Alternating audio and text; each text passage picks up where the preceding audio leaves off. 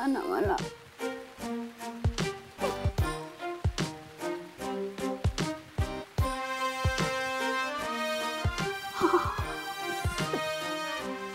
दिशाला phone करू का?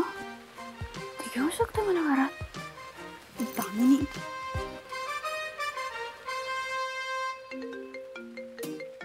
अरे यार, त्या पावडरचा कॉल का आलाय? उचलू की नको उचलू? उचलते बाबा, नाहीतर माझं नाव घ्यायची सगळ्यांसमोर. हाय टॅमी. काय ग, तू पण खुश दिसतेस. तुझी पण हीच इच्छा होती ना की मला या घराबाहेर काढावं? Are you mad or what dummy? या संपूर्ण हाऊस मध्ये जर तुझ्याबद्दल जेन्युइनली कोणाला तळमळ वाटत असेल ना, तर ती मी एकटी आहे, कळलं? बाबा ऐक ना, आहे ना तुला माझ्याबद्दल तळमळ, मग मला घे ना घरात प्लीज.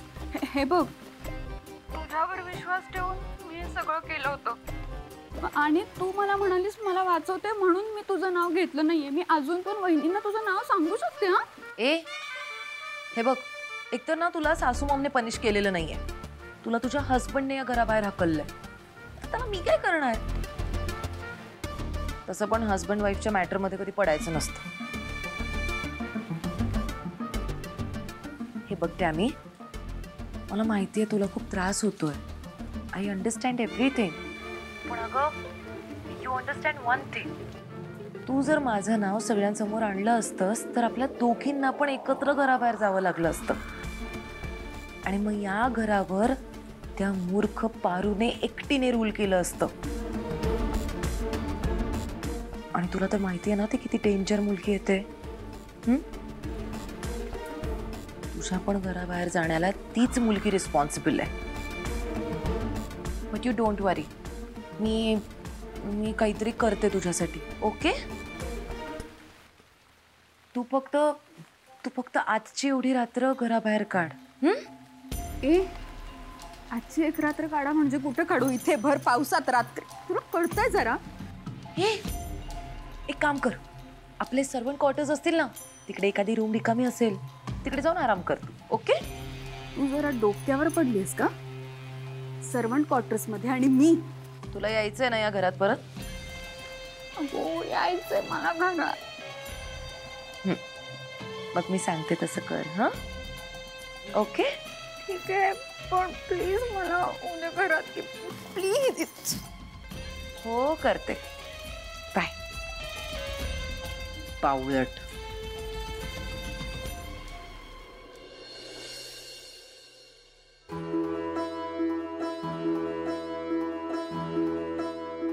यानंतर याने मला आई म्हणून हाक मारायची नाही. मी तुला कधी माफ करेन असं मला वाटत नाही. आपलं आई मुलाचं नातं आज संपलं.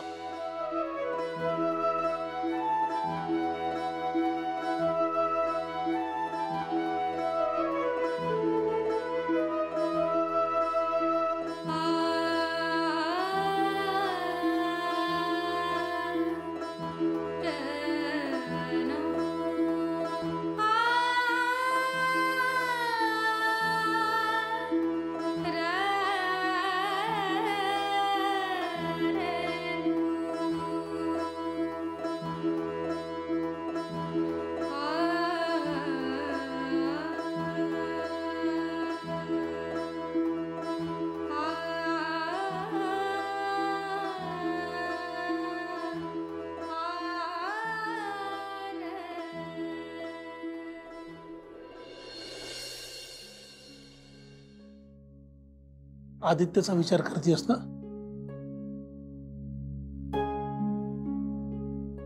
हे बघ, त्याचं वागणं मलाही पटलेलं नाहीये.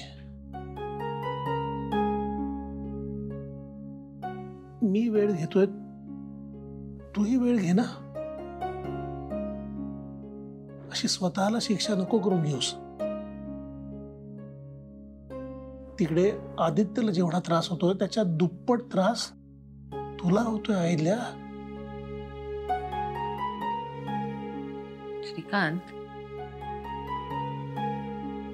आज पहिल्यांदा मी आदित्यवर हात उचललाय. त्याच्यावर हात उचलावा अशी कधी संधीच दिली नाही त्याने. पण आज एवढी मोठी चूक करून बसला.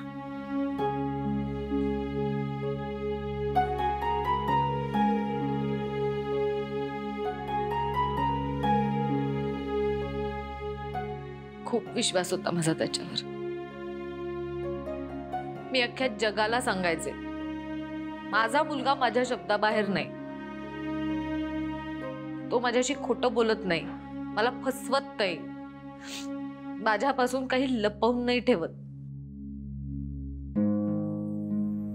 आणि तसंच होतं ना रे. कुणी काहीही सांगितलं ना आदित्यबद्दल तरी मी कधीच कुणाचंच नाही ऐकलं. मला कायमच त्याचा गर्व आणि अभिमान वाटत राहिला. पण आज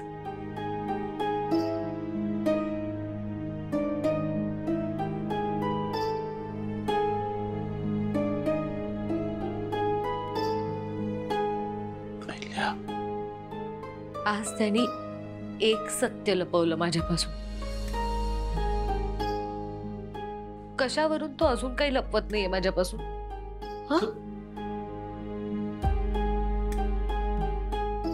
श्रीकांत, लोकांमध्ये अहिल्यादेवीची एक प्रतिमा आहे. न्यायप्रिय, सत्यनिष्ठ, प्रामाणिक, खोट्याला आसपास सुद्धा न फिरकू देणारी. लोक आशेने बघतात माझ्याकडे. आणि आदित्य एक्झॅक्टली ह्याच्या उलट वागलाय.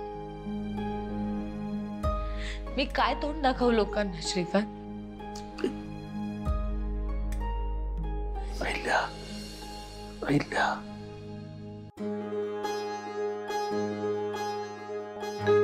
मी हरले श्रीकांत.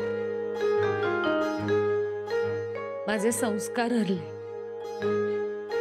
आज माझा मान, सन्मान, प्रतिष्ठा, माझी तत्व सगळी धुळीला मिळाली. मला खरं सांगशील,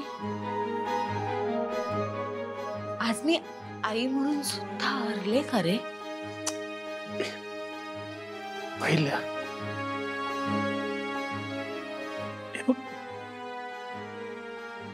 सगळं ठीक होणार आहे. तू वेळ घे आणि वेळ दे.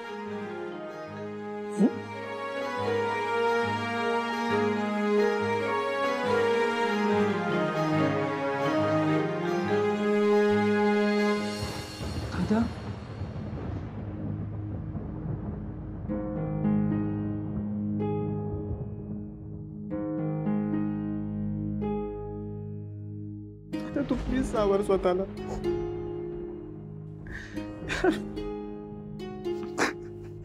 नको रे यार.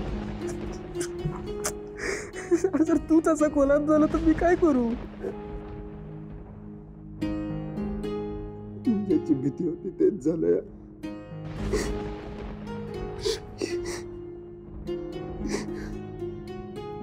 मी खूप भयंकर हट केलं आईला.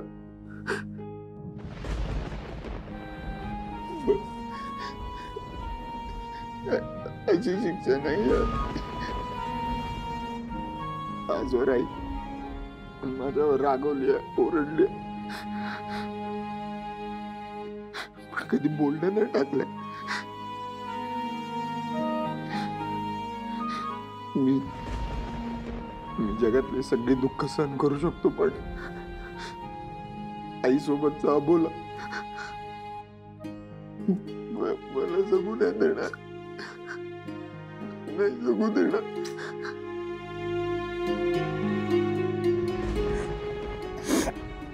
आता सगळ्याचं गिल्ट स्वतःला का लावून घेतोय? सगळे तू माझी यार. मी फोर्स केलं तुला तिकडे. तू सगळ्या चुका स्वतःवर का ओढून घेतोस? शूट मध्ये जे काय झालं सगळ्याला मी जबाबदार आहे. एवढं सगळं झाल्यावर आईला सगळं सांगायला पाहिजे होतं. तेही नाही सांगितलं. आज सांगू उद्या सांगू मी सांगत होतो. मी अशा प्रकारे सत्य बाहेर आलं.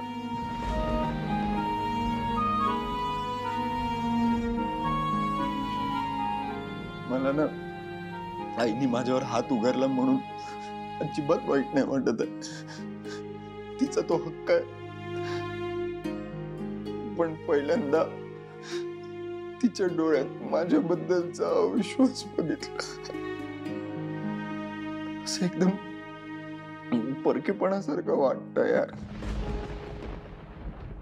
असं वाटत होतं ती कुठल्या तरी बाहेरच्या व्यक्तीसोबत, अनोळखी व्यक्तीसोबत बोलते.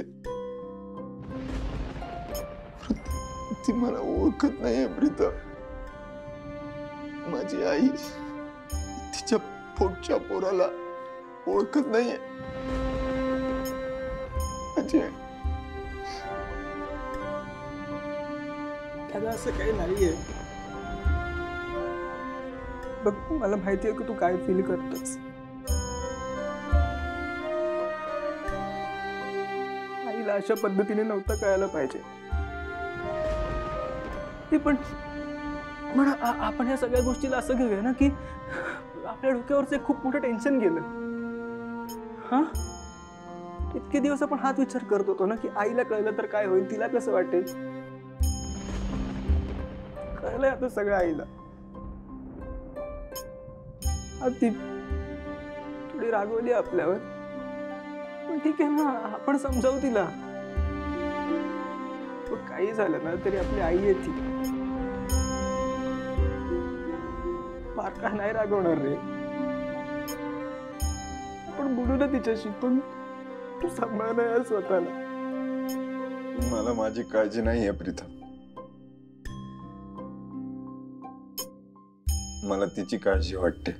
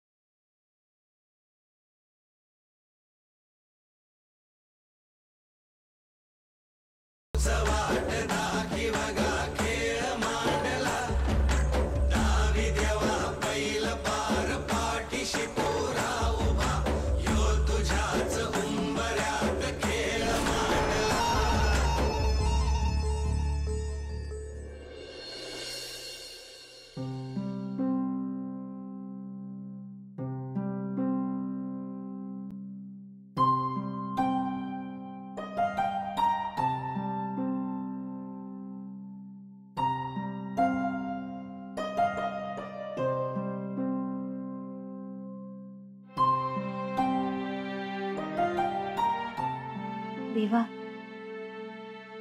नक्की काय आहे तुझ्या मनात?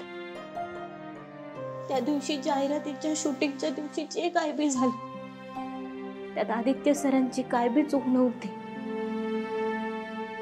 तरी बी देवी आई त्यांच्यावर नाराज झाली, त्यांच्याशी बोलणं झालंय. पण आदित्य सर देवी आईंवर लई प्रेम करतात. लई मोठी शिक्षा आहे. खरं तर ना ही शिक्षा मला मिळायला पाहिजे होती. समजे माझी चूक आहे. देवा, तेव्हा आता तूच काहीतरी कर. देवी आई आदित्य सरांना लवकर माफ करू दे.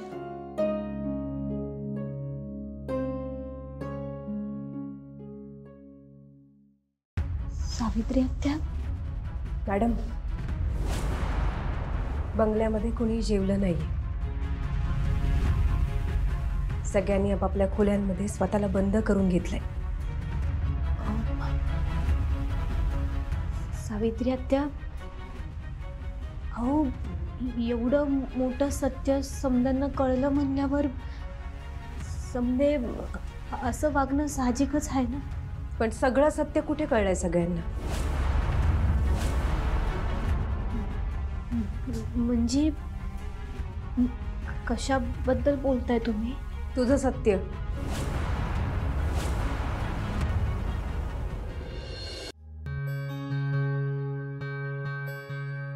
मॅडम, अहिल्या मॅडमना सगळं कळलंच होतं ना त्या जाहिरातीच्या शूटिंग बद्दल. मग तुम्ही पण का नाही सांगितलं सगळं? की आदित्य बाबांनी तुमच्या गळ्यात मंगळसूत्र घातलं, ते मंगळसूत्र तुम्ही अजून काढलेलं नाहीये. तुम्ही त्यांना नवरा मानायला लागलात, का नाही सांगितलं? आदित्य बाबा त्यांच्याशी खोटं बोलले, त्यांच्यापासून गोष्टी लपवल्या. या दुःखात तुमचं सत्य पण पचवलं असतं त्यांनी. मग का नाही सांगितलं खरं खरं सगळं? सावित्री आत्या, अहो हळू बोला ना. असं काय करते? ऐकल कोणीतरी. अहो घरात समजा बिनसले माहित आहे ना तुम्हाला. देवी आई आदित्य सरांचं तोंड सुद्धा बघायला तयार नाही. आणि त्यांना जर का हे सत्य समजलं असतं तर देवी आईने आदित्य सरांना घरातनं बी बाहेर काढलं असतं. मला त्यांना अजून त्रास द्यायचा नाही.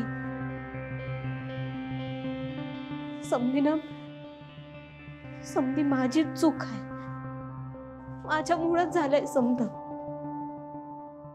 त्या दिवशी जाहिरातीच्या शूटिंगच्या लग्नात आदित्य सर बसणार आहेत हे मला माहित असून सुद्धा मी नाही म्हणलं असतं तर बरं झालं असतं. मी नाही म्हणलं असतं ना तर आता हे समजा झालंच नसतं. मी एका आई आणि मुलाची ताटातूट केली. लई मोठं पाप केलं आहे मी. सावित्री आत्या, मी जाते परत गावाला. बहुतेक ना माझी लायकीच नाही इथं राहायची, किर्लोस्कर घरात राहायची. मी जाते परत गावाला.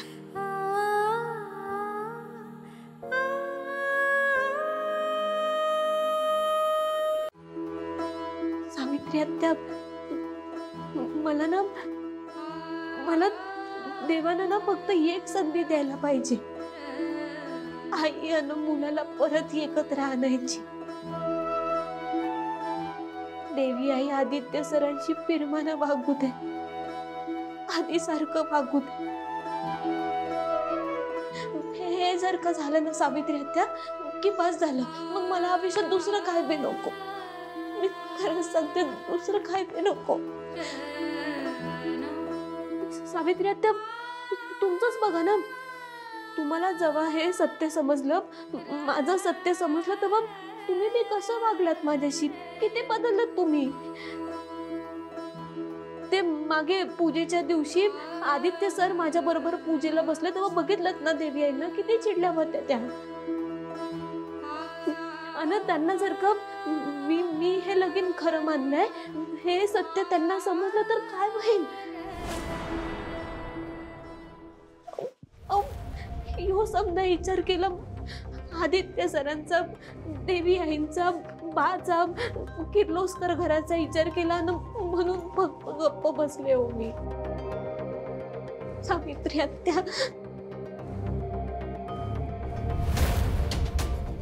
सावित्री आत्या, तुम्ही वेगळं काय केलं? तुम्ही बी तसंच वागलात की. तुम्हाला सुद्धा एका क्षणाला माझं लगीन खरंच वाटलं ना. तुम्ही मला किर्लोस्कर घराची सून मानायला लागलात. मॅडम मॅडम करत माझ्या माग करायला लागलात. सावित्री आत्या, माझी ना माझी एकच इच्छा आहे, मला बाकी काय बी नको. मला वळख नको, अधिकार नको, मान नको, मला खरंच काय बी नको. मला फक्त किर्लोस्कर घरात राहायचंय. माझ्या देवी आईंची, आदित्य सरांची, माझ्या बाची, तुमची, घरातल्या समध्यांची मनापासून सेवा करायची. एवढीच माझी इच्छा आहे सावित्री आत्या. आणि माझी हीच इच्छा पूर्ण होणार नसेल ना, तर मला नाही राहायचं इथं. मी जाते गावाकडं परत.